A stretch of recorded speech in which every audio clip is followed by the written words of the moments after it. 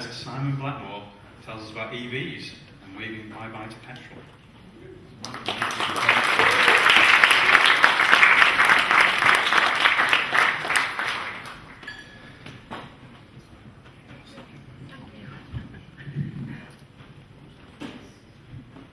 Hello everyone, I'm Simon and I love EVs. EV stands for electric vehicle. Transport disruption is what we're all going to be seeing in the next 10 years. This is a picture of the big head. It's funny, fuzzy, but as you go through it'll clear up. 1907, the big head, the line of building hadn't been built. 1908 was when it started. 1911 I think it was finished. And you've got here trams, electric trams. They replaced trams with horses. And here we've got 1913, it's only a few years later, 6 years later, we have the first car wandering around Liverpool. And now we've got 12 years later, so it's accelerating. All these are motor vehicles were before they were being horse-drawn. So this is the transport disruption we saw in Liverpool way back when. But the thing to look at here is Ford. The Model T was created in 1908, didn't come to the UK until 1911. By 1927, 15 million had been made. And this is the adoption curve that it went through in the USA. 1908 created, 15 million cars later, and that's 25% of the population of America, which are the people who could afford private transport. These are adoption curves for each of these 7 disruptions. Electricity was disrupted by itself during the up to the Second World War. I'm accelerating here. These four companies were all disrupted out of business. Kodak, Hoover's still around but very small. Blockbusters was Netflix, and Nokia, every smartphone you've got. So we look at this one here, home phone to mobile phone to smartphone. Now this is a big one because it adopts loads of disruptions.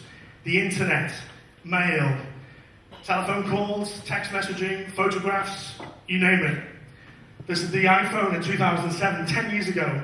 This is its competing Nokia phone. On this screen is 10 disruptions in itself. Maps. We had to pay for maps before paper, then it was digital. We paid TomTom. Then it became Google Maps for free. This is adoption curves. It's 5 phases. The first phase is fanboys. Then you've got friends, family, grandparents, and flat earthers. People who don't believe it's going to happen. We're at 2% now. This says 1.7. That's where it was at the end of September. It's 2% now. After 2%, it's a weird thing that happens. It doubles every 12 months to 18 months. And we get to 100% by 2040 was when the government says we're going to ban ICE cars. ICE cars are internal combustion engines, petrol, diesel. Hands up, who drives a petrol car? Quite a lot. Who can drive but doesn't? Who's learning to drive? 2, 3 people. Well, an ICE car will be worthless soon. Diesel cars have collapsed. £6,000, get a new car, off your new car. So if you've got a diesel now and it's old, get rid of it quick. We'll all soon be non-drivers.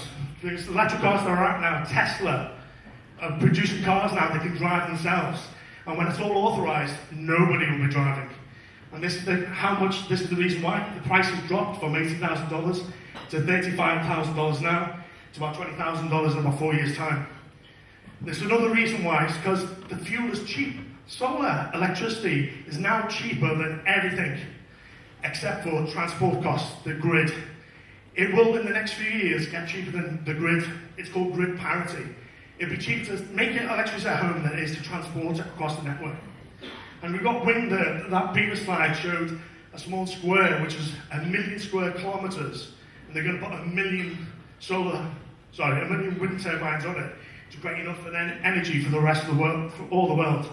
How are we going to store it? With batteries. Tesla produces a battery wall called a power wall. And it stores solar during the day and puts it out in the evening with the sunlight in the morning.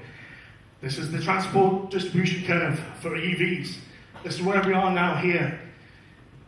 ICE cars are being banned in the UK, Germany and France. Tesla are going to have level 5 autonomy. They can drive, you can have a sleep, they can't drive for you. And then 2022, nobody will be driving. Sorry, this is the strand, just to show, go back to the first image of the pier head. These are all the things that can happen, but suffice to say, we're all walking around blind now, but everybody's talking about electric cars. Over the next few years, this is going to happen. 40,000 deaths a year because of smoke and particulates. 25,000 fatal and serious accidents. They'll all disappear, because accidents will disappear with the EVs.